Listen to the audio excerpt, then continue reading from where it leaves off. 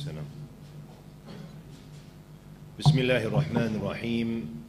الحمد لله رب العالمين، وأصلي وأسلم على المبعوث رحمة للعالمين نبينا محمد وعلى آله وصحبه أجمعين وبعد.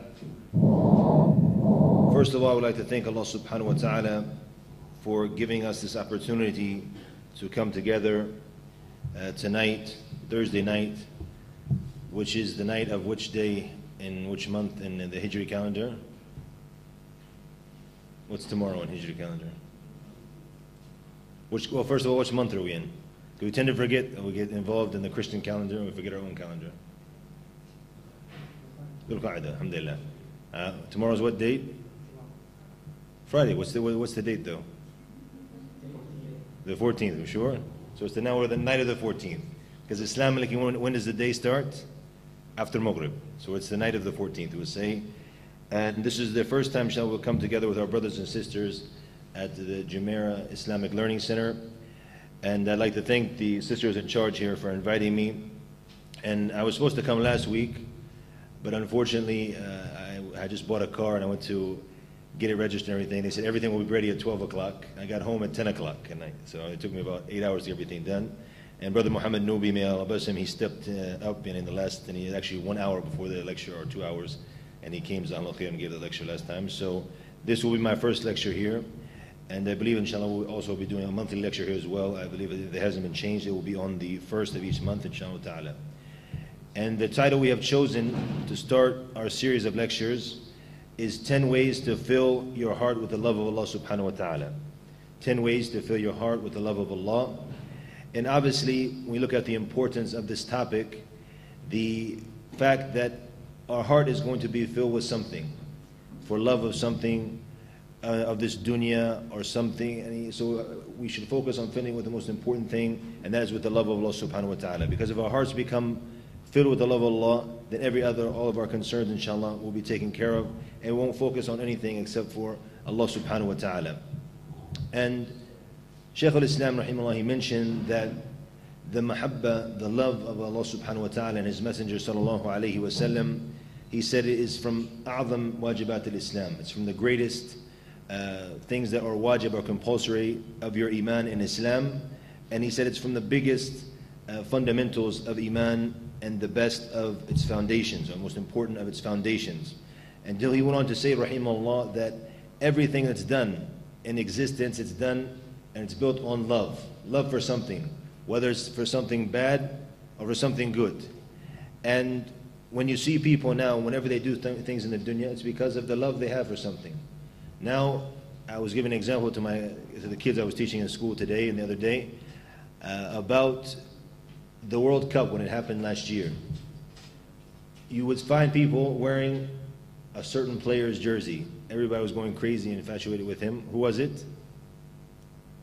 Everywhere you go, his picture's everywhere. It's on everything. Who is it? What's the guy? Don't pretend like you don't know. I know you know. Who is the guy's name? Messi or Messi, how do you say it? Messi, huh?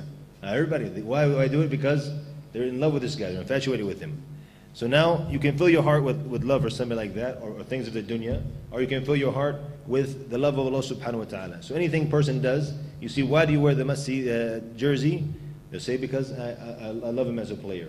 That's why he has this love. That's why he does it. So his action was built upon love. So this is why we need to fill our hearts with the love of Allah subhanahu wa ta'ala, so all our actions in this dunya will be solely for Him subhanahu wa ta'ala. And these 10 ways, it's not something I came up with. It's something that Ibn al-Qayyim mentioned, rahimahullah. And it was also explained by one of the scholars of today. He explained these 10, and I benefited obviously from his book in this lecture. And also it's been translated. These 10 have been translated. I found it actually after I had translated them and done the lecture some time back, that Darus Salam, they have a book. It's I think it's called Gems and Jewels or something like that. Yeah, it's in there. You can find these 10 in there. It's like 2 pages in there if you want to go back to that in the future, inshallah ta'ala.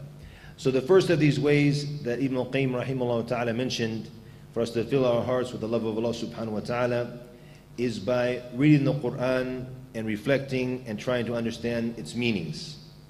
Reading the Quran and trying to reflect and try to understand its meanings. So, and this is why the Quran was sent down. Allah subhanahu wa ta'ala said in the Quran and Surah Sad, كِتَابٌ أَنزَلْنَاهُ مُبَارَكٌ. Why? Who knows the ayah? لِيَدَّبِّرُوا آيَاتِهِ وَلِيَتَذَكَّرْ أُولُو الْأَلْبَابِ. So he said it was a book that was sent down, Mubarak, a blessed book, a book of blessing, a book of barakah. And today the Muslims, they focus on this a lot, alhamdulillah, still, that it's a book of barakah. You'll find now that when he comes to the Quran, you'll find him, kissing it, putting it on his forehead, because it's a book of barakah, it's a book of blessing. This is true. During certain times, you'll find him reading the Quran because it's a book of barakah, it's a book of blessings. Also, even sometimes you'll see he puts it on the dashboard of his car, mashallah, because it's barakah. Even some go to the extent where they put it where? On top of the television, on the receiver, for the barakah in the house.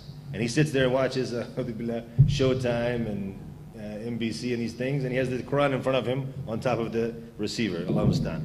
So now, this is one of the reasons it's a book of barakah, no doubt.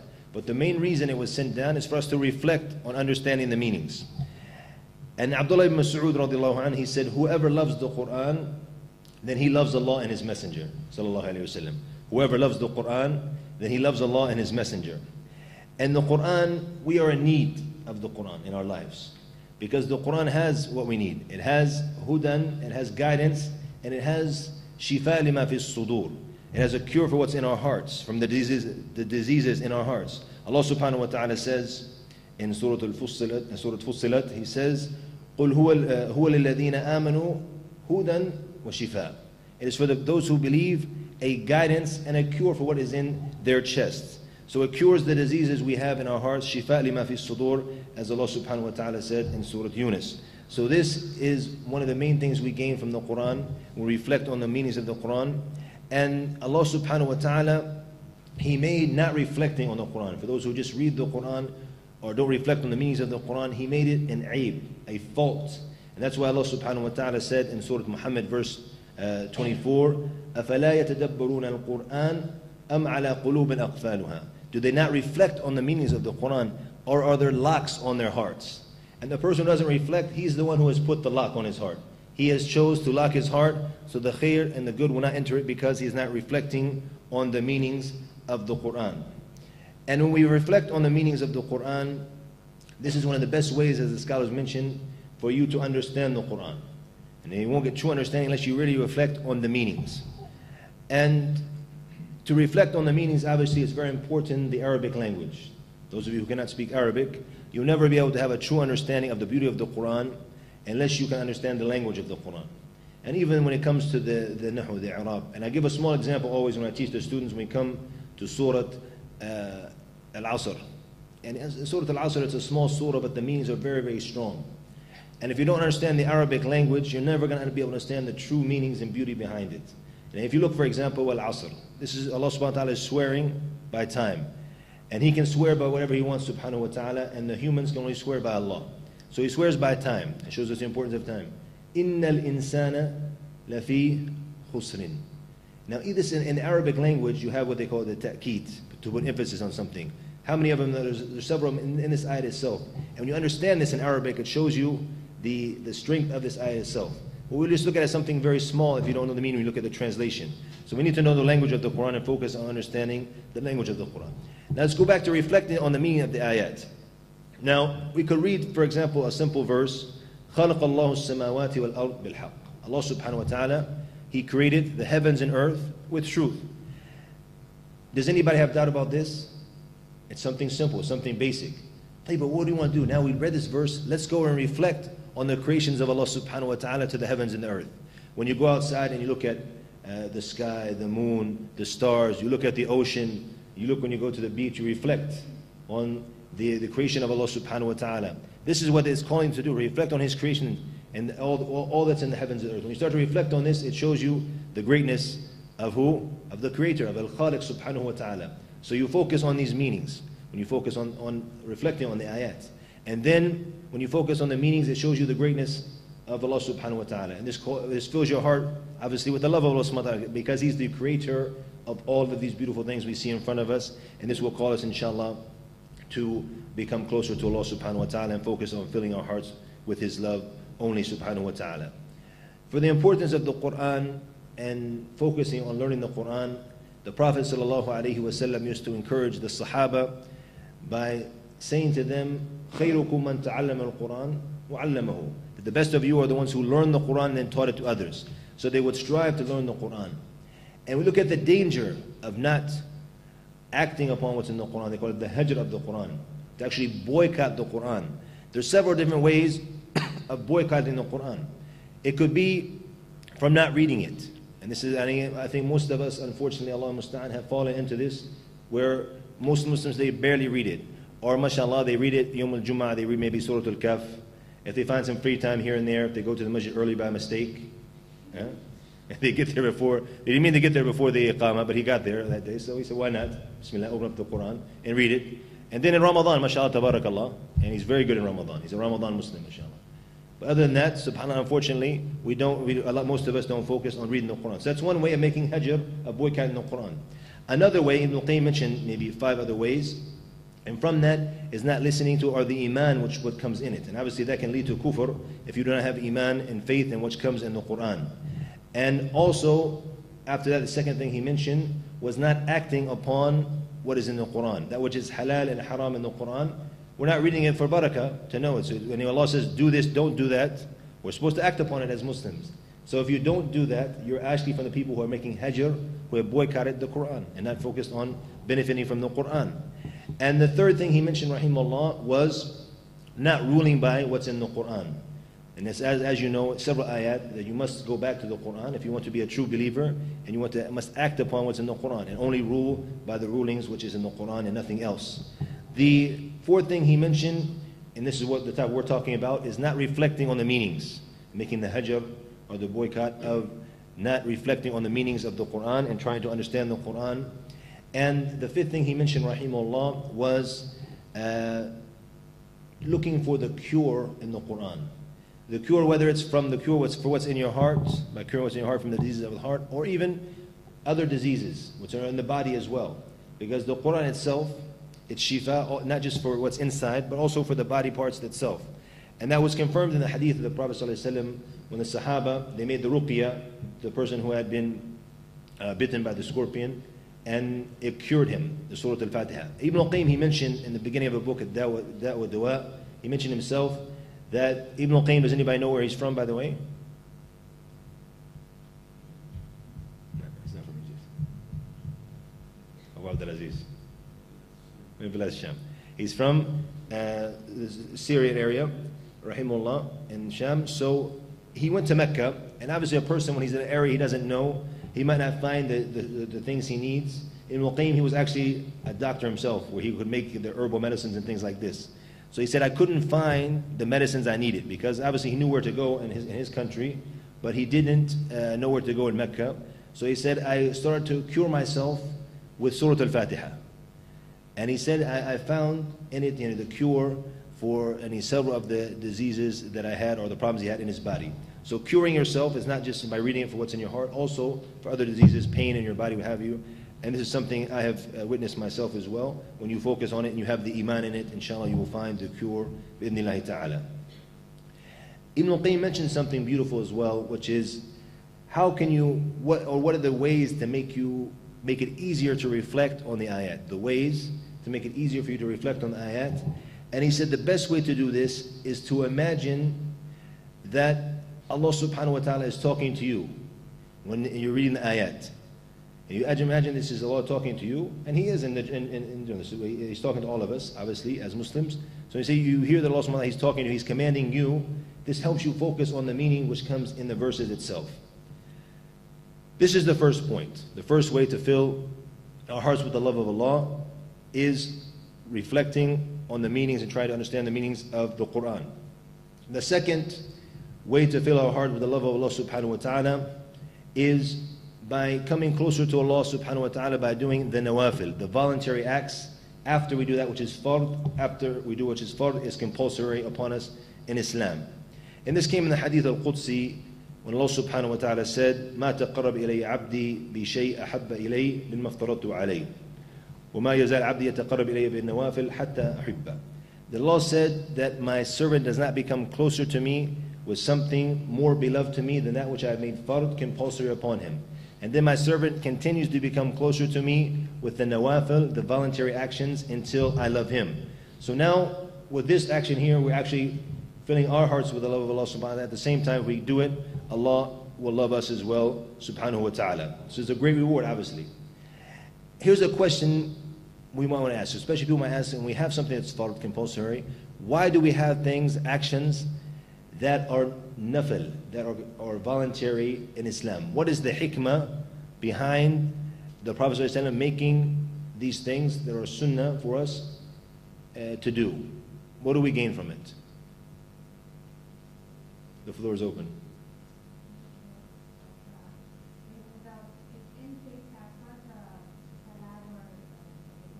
That's the first point. Good, I got it.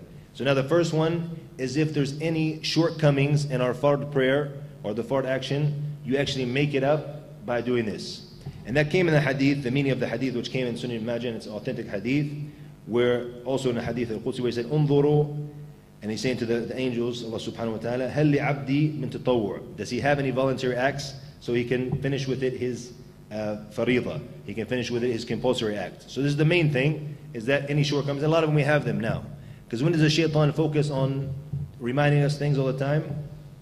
As soon as we say Allahu Akbar, he comes to you with the wahi, the revelation, he comes to you and reminds you of everything. And it could be important things too. It could be very, very important. So shaitan, he comes and he confuses in our salat all the time. So you feel our salat is never, most of the time it's not complete anyways. And unfortunately this is something that's happened to a lot of Muslims around the world where they don't focus on their salats. And a story that's mentioned when you talk about not focusing on what's in the salat is a story that happened in one place in Saudi Arabia, I believe it was to the south in Saudi Arabia, from the southern part, where a man used to pray Dhuhr and Asr as the imam in the souk, in the market there, every day for any several years or several months or whatever. And he was the imam. Every time he came, he would pray Dhuhr and he would pray Asr, because that's the time he was in the market there. So one time for Salat al-Dhuhr, they said that he had prayed only 3 rak'ats. So when he sat down, they started to, say Subhanallah, Subhanallah, and make him know he has to get up. He didn't move, he didn't budge. Subhanallah, Subhanallah, the whole masjid, Subhanallah. He didn't move. He said, Assalamu alaikum wa rahmatullah, Assalamu alaikum wa rahmatullah. They said, you only prayed 3 rakats, Sheikh. He said, no. He said, I prayed 4. They said, no, you prayed 3. He said, I prayed 4. And they kept going back and forth, 3, 4, 3, 4. So he got upset. He said, look, he said, I'm going to be honest with you, because I want to prove to you that I only prayed, that I prayed what? 4. He said, so you know, ever since I've been the imam, he said, as you know, I have 4 stores in the market here. So he said, every rak'ah, I go to each store, and I make sure, see, what do we need in this thing. So as I go over everything that's in the store in each rak'ah. He probably goes to the bigger store in the first rak'ah, and then when the store gets smaller, he goes to the next one after that. But anyways, he goes to all of his stores in each rak'ah. So this guy doesn't have no clue what he's talking about in the prayer, and he's the imam. And after that, subhanAllah, he's going to the dunya, to the stores. This is what shaitan does to us. He comes to us, and he starts to remind you things. And don't forget, he said, your wife has a doctor appointment tomorrow. And you forgot all about it. You would have been in big trouble if you went home and forgot about it. He reminds you. So it's important or not, because you would have gotten in trouble if he didn't remind you. But the goal is not so you don't get in trouble, so you'll lose the reward of the salat. So this is what shaitan does to us. This is one of the things that makes up for us any shortcomings. Also, one of the benefits is just like when you exercise. If you want to go for a jog now, or you want to do some push-ups or lift some weights or whatever, what's the first thing you do? A warm-up. You have to do the warm-up. You have to stretch out, and get a warm-up, and then you start. Also, when you go in, for example, into the prayer, you're coming from the dunya, so it's actually like a warm-up, introduction to the prayer, if you do the sunnah before it. And also, this is a way for you to start to forget about the dunya things, because the 2 rak'ahs, if shaitan attacks you in those more, it'll make your fard better. So it's also a warm-up for the fard prayer as well. When it comes to the people who are doing the sunnah and the people who are not, Allah subhanahu wa ta'ala in Surah Fatir, verse 32, He made the Muslims into 3 categories. He made it clear that all Muslims are 3 categories. He said, فَمِنْهُمْ ظَالِمٌ لِنَفْسِهِ وَمِنْهُمْ مُقْتَصِدٌ وَمِنْهُمْ سَابِقٌ بِالْخَيْرَاتِ. From them is the one who is oppressing himself. How is he oppressing himself? What does he do? What does a Muslim do to oppress himself? Nobody? Huh? Committing shirk, khalas, he's a kafir, he leaves Islam. But that's the biggest, in the shirk, it's the biggest oppression is shirk, obviously, but you leave Islam. Somebody else mentioned it? By committing sins. The person who commits sins, I'm sorry, I keep hitting the microphone, because I use my hands a lot, but I'm trapped with the microphones in front of me, so you have to forgive me. The thing is now, the sins, and a person who commits sins, he doesn't do what Allah subhanahu wa ta'ala commanded him to do. He doesn't, he does what Allah told him not to do. So who is he harming? Is he harming Allah? He's harming himself only. And now on the day of judgment, even the mankind, you're harming yourself. The main person you're harming is yourself. Even if you harm other people, which you do, but the main harm will come back to yourself in this life and also in the hereafter. In this life, how? Because you will never find peace of heart and peace of mind if you're far away from the manhaj, the methodology that Allah subhanahu wa ta'ala told you to be on. And Allah made this very clear. He said, وَمَنْ أَعْرَضَ عَنْ ذِكْرِي فَإِنَّ لَهُ مَعِيشَةً ضَنْكَ. Whoever turns away from my remembrance, he will live a difficult or a miserable life. And this is the reality of the people who turn away from the remembrance of Allah. And then he said, أَلَا بِذِكْرِ اللَّهِ تَطْمَئِنُّ الْقُلُوبُ. Verily through the remembrance of Allah, hearts will be assured. So if you turn away from this, you're only oppressing yourself. The second category is the muqtasid. What does the muqtasid mean? Only the fara'id. He's staying away from haram. He's doing halal, but he's only doing the fara'id. He's not doing much more. He's doing what he's supposed to, alhamdulillah. He's not doing what he's not supposed to be doing. Alhamdulillah. He's on khair, but he's just there in the middle. He's not going up and he's not going down to the other level. And the other one, Allah subhanahu wa ta'ala described him as being what? Sabiq bil khairat. Somebody who is racing to do good deeds. And sabiq, he's racing to do good. So this is what we want now from the Muslim, is he tries to do as much good as he can. He focuses on doing as much good as he can. And when you do this, as the Prophet said, he said that khair al-a'mal, the best of the deeds are which ones? The ones that are consistent. Adwamuha wa in qalb. That are the consistent ones, even if they're a small amount. So that's why a Muslim now, when it comes to his nawafil, he should have a consistent pattern. There are other things you can do, like to have tashkil, to change the vibe, as we would say. To change it into different things. For example, today you say, let's go pray on a janazah. There's a famous masjid here, for example, in Dubai, where they always pray the janazah. I'm sure there is.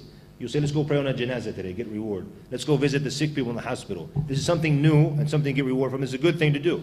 And the Sahaba used to focus on doing these type of things. But you have, for example, your main routine. You have the rawatib, the 12 sunnah prayers. You have the adhkar, sabah al-masa, for example. You read a juz of the Quran. You pray in half an hour qiyam al-layl or something like this. You have a certain thing that you never leave. You have to have this. And then you start to do other things to make it more interesting. And the scholars took that from this. For example, if you go now and look tonight in Hisn al-Muslim. Everybody knows Hisn al-Muslim, what do you call it, the fortress of the Muslim? Which is the small dua book. Look at the dua of istiftah, the opening dua you make at the salat. How many are there in the book? Several of them. What are from the hikmah of this is so you change it. You change the style. You don't get caught up in the same routine all the time. If you look, for example, the adhan. There's the adhan, which is the adhan of Bilal. It's the most famous adhan. You have the adhan of Abi Mahdura, also, which is in Sahih Muslim, where he did it in a different style. You study it in fiqh, inshallah, but he did it in a different style. So if one to change up, and obviously if you're in a country who won't let you do that, then you don't do it. But in a country where you're allowed to change it like that, you do that to change it up. The salam in the salat, the Prophet ﷺ used to say, Assalamu alaikum wa rahmatullah, Assalamu alaikum wa rahmatullah. But there are other ways he would do it in different ways. I don't want to go in detail, I don't want to go too far off the subject. But these are the other different ways you can find them in the books of fiqh. The point is to change up the style, change the vibe, to make your ibadah more interesting. The third point, or the third way to fill our hearts with the love of Allah subhanahu wa ta'ala, is what? Constantly remembering Allah subhanahu wa ta'ala in all situations. Constantly remembering Allah subhanahu wa ta'ala in all situations. Allah subhanahu wa ta'ala said in Surah Al-Imran, verse 191, الَّذِينَ يَذْكُرُونَ اللَّهَ قِيَامًا وَقُعُودًا وَعَلَى جُنُوبِهِمْ. The ones who remember Allah as they are standing, and as they are sitting, and as they are on their sides, meaning laying down. Is there any other way you can remember Allah? That's all the situations, basically. All the situations you could be in, either standing, sitting, or laying down. And this is any guidance for us, to guide us to always be remembering Allah subhanahu wa ta'ala. And that's why the Prophet sallallahu alaihi wasallam, he said, when one of the Sahaba came to him, and he said, for advice, he said, لا يزال لسانك رطبا بذكر الله. That your tongue should stay moist with the remembrance of Allah subhanahu wa ta'ala. You're constantly remembering Allah. And we look at our scholars, the scholars who implemented Islam and practiced Islam, you'll see that they were constantly always remembering Allah subhanahu wa ta'ala. Even when you look in the books of hadith, the stories of the muhaddithin, the great scholars of hadith, for example, they say in the majlis, the sitting of Imam Ahmad ibn Hanbal, 5,000 people used to attend his lesson, his day lesson, 5,000. So they said 500 of them only were the real students of knowledge who actually wrote everything he said, who were writing down everything. The other 4,500, they said they came to benefit from his beautiful manners, rahimahullah, because they saw his manners, he implemented and acted upon Islam in his life. Even he said once, he said, I never learned anything from the sunnah unless I implemented it, even if it was just one time in my life. So he was a person who was upon the sunnah and implement the beautiful morals and the akhlaq of our beloved Prophet alayhi salatu wasalam. So 4,500 people were just benefited from that, and another 500 were just taking from his knowledge. Imagine now in this small two-any room place where we're sitting, if I was talking without the microphone. I have a loud voice, I'm a teacher by profession, so I talk rather loudly. But maybe other speakers, even maybe myself, even some of the sisters in the back, might not hear everything I say if we turn off the microphone. Imagine now 5,000 people, how did they used to hear Imam Ahmed? And this for me, when I read it, I knew it was authentic narration, but I found some difficulty. How could 5,000 people hear him? Until I learned when we studied in the College of Hadith, when I was there for a year and a half before I transferred to another college in Medina, in the university there, that they had something called the muballigh, the person who would, and he take the isnad or what the Sheikh said from the hadith, he would take it to be like somebody in this corner, and he would pass it back to the next one, and there would be official people called the muballigh who would relay what the Sheikh said. So he would say, for example, if any muhaddith scholar, for example, would say, Haddathana Waqi'. We hear from the famous scholars of hadith, Waqi' told us or informed us. He would say this, it would go to number 1, number 2, number 3, until it reaches like 6 or 7 in the back. And then the Sheikh, because he wanted to make sure that nothing happened to the hadith of the Prophet ﷺ, it had to come back to him. So he would say, Haddathana Waqi', and number 1 would go to 2, to 3, to 4, until it reaches 7. 7 says it again, 6 says it. They said twice. To make sure everybody there hears it, and to make sure it comes back to the Sheikh correctly. So what was the Sheikh doing during this time? It takes maybe a minute or something like that for it to come back.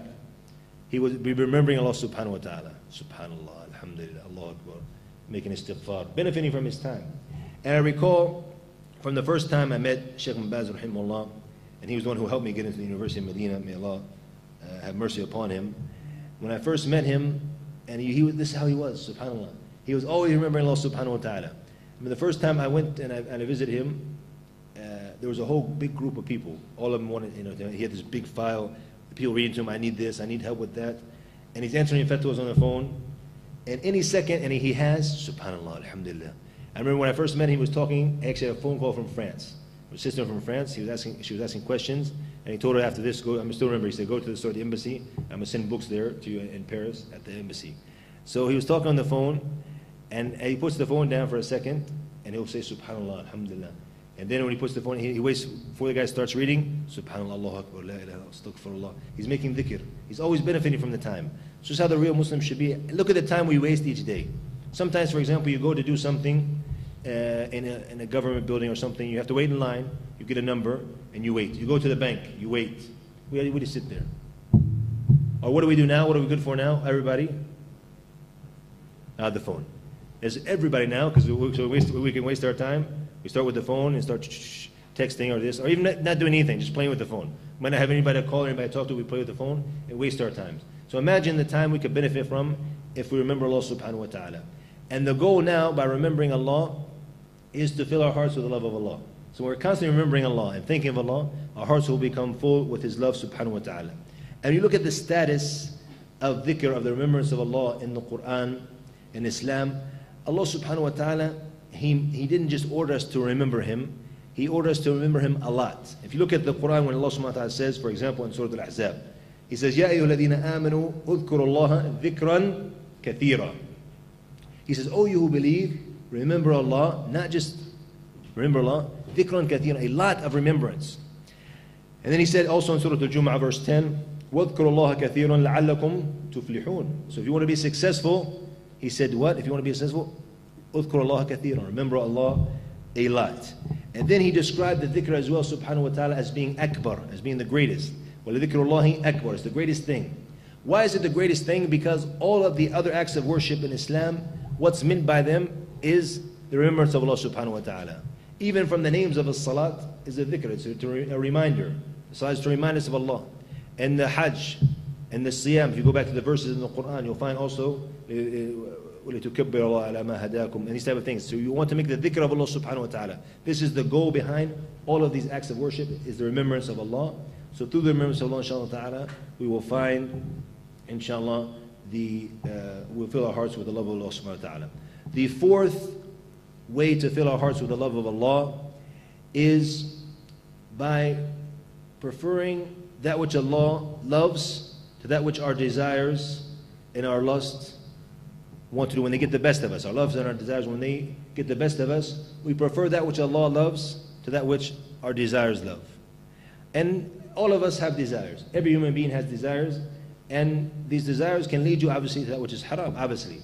So when a person comes to and this is the big test, because as they say, actions speak louder than words. So all of us say we love Allah, and we love the Messenger sallallahu alaihi wasallam, and this we say it on our tongue. All Muslims say it on their tongues. But when it comes to the reality of it, and we look at the situation of the Muslims, we don't see it in actions. So if you're honest in your heart with the love of Allah and the Messenger sallallahu alaihi wasallam, it's going to show in your actions.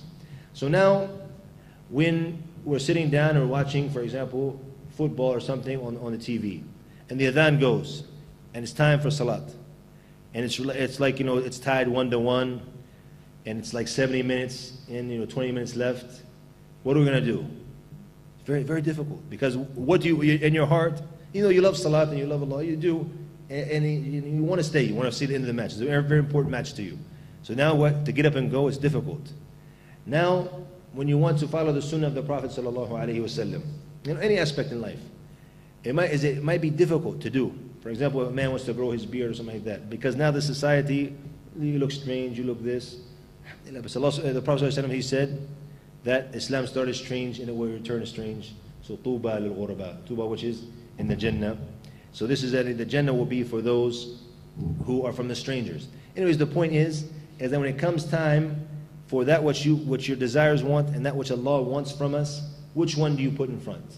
If you start putting in front that which Allah and He wants from us, then inshallah your heart will start to become full with the love of Allah subhanahu wa ta'ala. And Ibn al-Qayyim, rahimahullah, he's the one who mentioned these 10 points, and we keep mentioning also the explanation from him, because his books are very beneficial in this.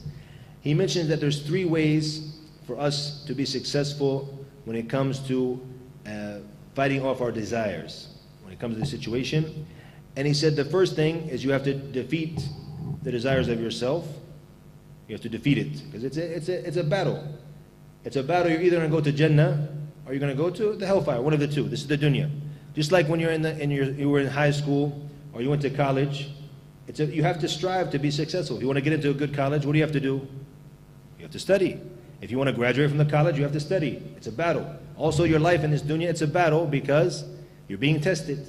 So you have to now defeat. You're at war. You have to defeat the desires of yourself. After that, you have to go against the desires of the people. Second thing is to go against the desires of the people. Because what do the people want you to do? What do the people want you to do? They want you to be on the Sirat al-Mustaqim and do good deeds and stay away from bad deeds.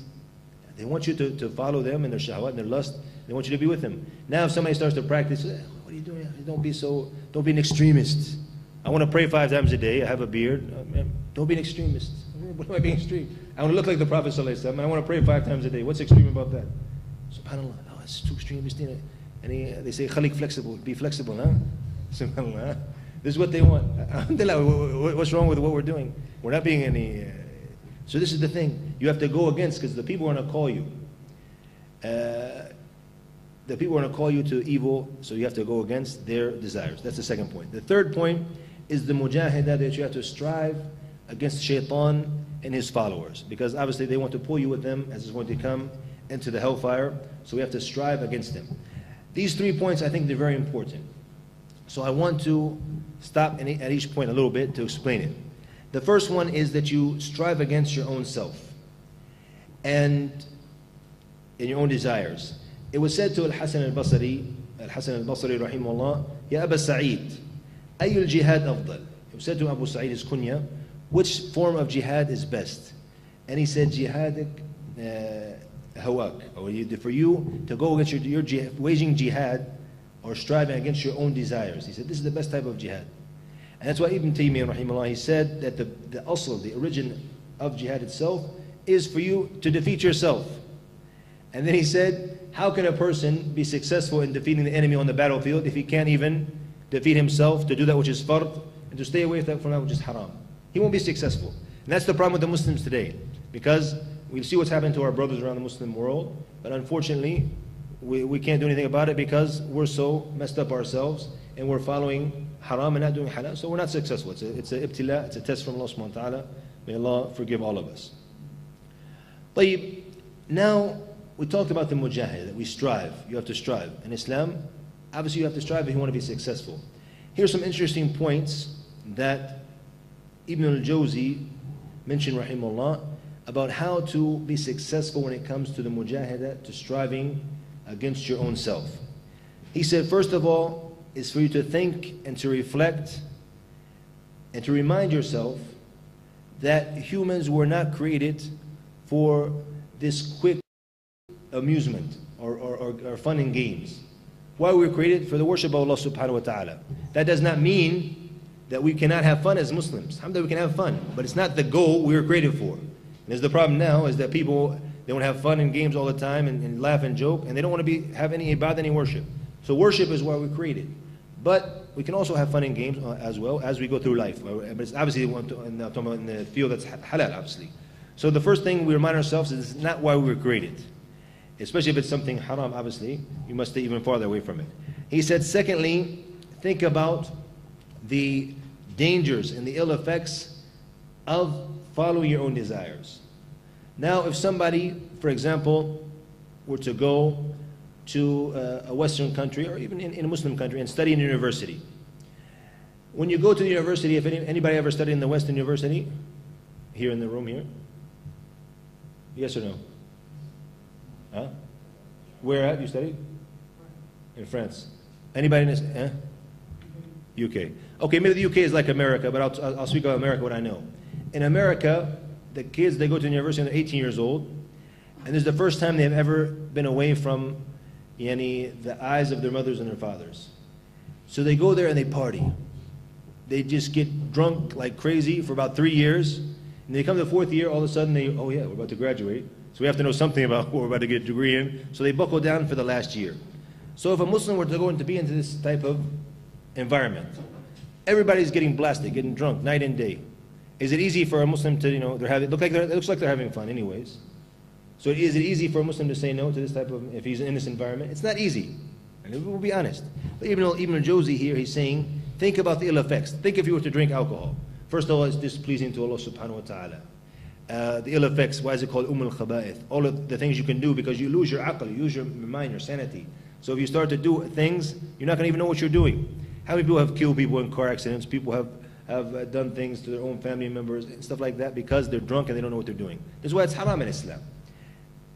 The third thing he mentioned is the person who is sane. For him to reflect and ask himself the pleasure that you're gaining while you're doing that which is haram, to think about how you will feel after it's over. And we can give an example with the Muslim who fornicates. When he's fornicating, is he enjoying himself? Most likely, yes. And it's a human instinct for male and female to have desires for one another. So when he's fornicating at the time, most likely he's enjoying himself. But how does he feel when he finishes? The iman kicks back in, even if it's just a small amount. Because as the Prophet said, لا يزني الزاني حين يزني وهو مؤمن. That the mu'min does not make the fornication at the time he makes it, and he's a real believer. Why? Because it's almost like his iman is gone. It hits 0. But then, when he finishes, it goes back a little bit, up to 5, up to 6, 7. It goes up a little bit. He remembers Allah subhanahu wa ta'ala, so he feels bad inside. He feels the nadam. He feels the regret. So Ibn al-Jawzi said, remind yourself of this feeling before you even fall into it, and this will help you, inshallah, from not falling into it. Fourthly, he mentioned to picture this action you're doing if it was happening to somebody else. And this story is a famous story that came in the hadith of the Prophet ﷺ. This is where he took it from. Is when the person came to him, the Sahabi came to him and said, he liked Islam, but he said, they'll give me permission, and to give me permission to fornicate. He says, the only thing I don't really like about Islam is I can't fornicate. So the Prophet ﷺ, what did he say to him? Imagine now, we as Muslims, if somebody came to us and said this, what would we say to him? Kaf. Now we smack him. You don't fear Allah. Taqillah. Now, because we're harsh, this is how we are. We shouldn't be like this. The Prophet ﷺ, he's the Ra'uf al-Rahim bil-Ummah. He's the one who's merciful with his ummah, with his nation. What did he say to him? He talked to him in logic. He said, أَتَرْضَاهُ لِأُمَّكَ. Would you like this to happen to your mother? Somebody to fornicate with her? Obviously, what did the guy say? No. Your sister, your aunt, and like this, and so on and so forth. All your relatives, imagine if it was happening to them. Would you like it? He said no. So also, Ibn Jawzi is saying here, also we benefit from this, to think about this. If you want to fornicate, you want to do something haram, imagine if somebody was doing it to you. If you want to steal something, or you want to this, even when it comes to looking at that which is haram, now you find people who are offended. If he's walking in the mall, and even if his wife is not covered properly, and you were looking at, he'd get upset. What are you looking at? Huh? So, because now he doesn't want you to look. He might look somewhere elsewhere, but he doesn't want you to look at his wife. So now also the same thing. You want people to look at your wife, or you don't want people to harm your family in any way. Also, you should think about this before you fall into it. This will help you stay away from it, inshallah ta'ala. Fifthly, this last point he mentioned was, think about the benefit if you go against your desire. If you defeat your desire, what are the benefits you gain? Great benefits. First of all, in this dunya, you find the raha nafsiyya, the peace of heart, the peace of mind that you wouldn't find unless you do this. As we mentioned before, أَلَا بِذِكْرِ اللَّهِ تَطْمَئِنُّ الْقُلُوبُ وَمَنْ أَعْرَضَ عَنْ ذِكْرِي فَإِنَّ لَهُ مَعِيشَةً ضَنْكًا. Whoever turns away from my remembrance, he will live a difficult, a miserable life. And when Allah subhanahu wa ta'ala says in the Quran, إِنَّ الْأَبْرَارَ لَفِي نَعِيمٍ وَإِنَّ الْفُجَّارَ لَفِي جَحِيمٍ. SubhanAllah, when I looked at this verse, and I looked at the society I came from in America, and I was giving a lecture, I said, we can gain and benefit from this. It's something I benefited from the reflecting of the Quran, which was that we understand from this verse that this will be in the hereafter, but also in this dunya. In this dunya, they will be also in a living hell. The people who are far away from the mercy of Allah, they will live almost like they're living in a living hell. And the people who are the abrar, the people who are the pious and the doers of good, they will live in this na'im, in this pleasure. Why? Because they are doing the good, doing what Allah subhanahu wa ta'ala told them. And as he mentioned in the Quran, they find the assurance in their heart. That's why some of the Salaf, they said, if the muluk, the rulers, they knew what we're in from na'im, from the blessing, لَقَاتَلُونَ عَلَيْهِ بِالسُّيُوفِ. They would have fought us with the swords, because they're looking for the pleasure of the dunya and they can't find it through the worldly things. But what we have from following the Quran and the Sunnah, we find this peace of heart which everybody's looking for. So they said now, if you look at this, the people of good, they're living in this na'im, this pleasure. And the people who are far away, they're living in a living hell. And I remember when I watched one time on the news, a famous actor, and it's okay to say his name, because everybody knows him, which is Robin Williams. He's a famous actor, and he's been acting since I was a kid. And I might look old, but I'm not that old, by the way. Anyways, since I was young, he was acting. So we know who Robin Williams is. He was on a TV show or on the news, and he was addicted to alcohol. So they asked him, why are you have this major problem with alcohol addiction? He said, and think about this, a person who is as famous as him. He has his star on Hollywood Boulevard, and he has all the money. He's not a good-looking guy, but I mean, he could probably have all the women because of the money he has and stuff like this. So all the pleasure of the dunya, he can have them. Nonetheless, he says, I'm living in a living hell. With those words, he said, I felt like I was living in a living hell. And this is the same thing Allah subhanahu wa ta'ala said in the Quran. So I said, subhanAllah, the same thing that I benefited from the ayah, we found it in these people. Famous any movie stars who have killed themselves, drugs overdose, time and time again we see it. Why? Because they're trying to escape the living hell that they're living in. And then also in the hereafter, you'll find that even before the akhirah, also in their graves, the people who are from the abrar, from the doers of good, they will be in the grave which is rolled up from Riyadh al-Jannah, a garden from the garden of paradise. And the people who are from the al-fujjar, the evil people, the ones who do evil things, they will be in hufra from hufra an-nar. It will be a pit from the pits of the hellfire. May Allah protect all of this.